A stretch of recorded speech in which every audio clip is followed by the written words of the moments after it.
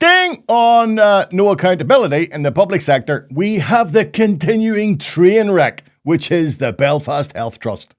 Now, I've already addressed some of the feelings of the trust in a vlog I did on the 11th of March. You want to go back and have a wee look at that? That was around the lamentable handling of different buildings, such as the new maternity and children's hospitals. This week, a leaked report into its cardiac surgery unit revealed a culture of bullying, with what appeared to be a power battle between some senior doctors in the cardiac surgery department of the Royal Victoria Hospital.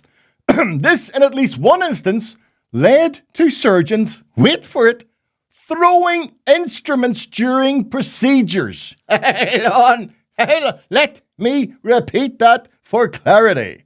Some poor bastard is lying on the operating table and his surgeon is chucking surgical instruments around the theatre. Just fills you full of confidence, doesn't it? Fills you full of confidence.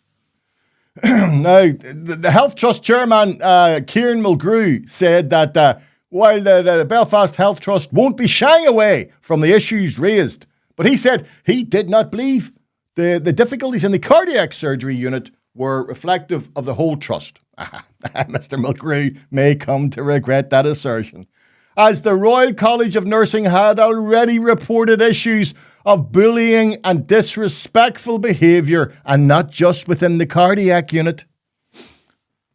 There is no doubt that some high-ranking medics view their standing as just below that of the Pope. You understand? They demand absolute respect and treat junior members of staff as subordinates who they treat accordingly.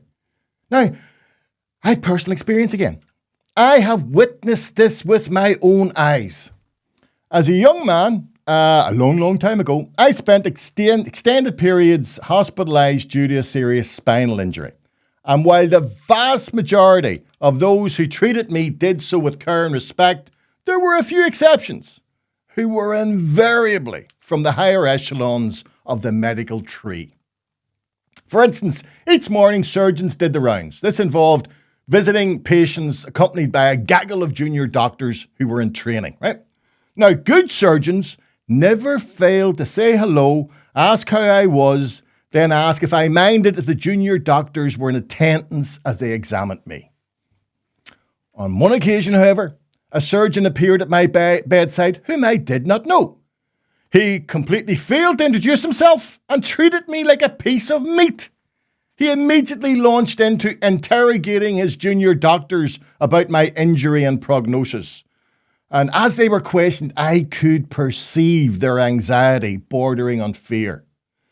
Oblivious to how his comments may affect me, the surgeon gave a very dark prognosis for my future. He ended by addressing me directly for the first time. Smirking, he asked, "You're not the sort of chap to throw yourself off a roof after hearing that, are you?" I replied, "No, sir. No.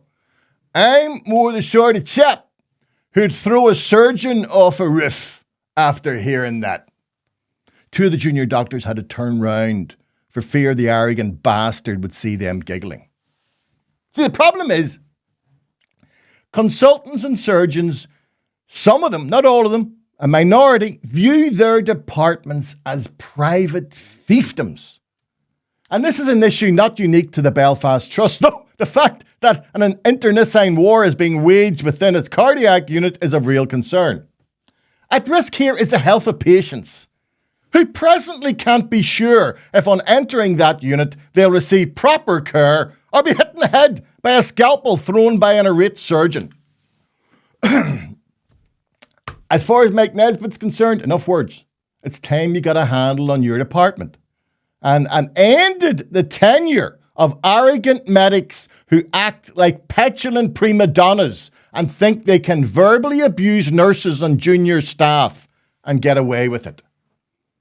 It should be over. Over. You'll do nothing. You hear me? You'll do nothing.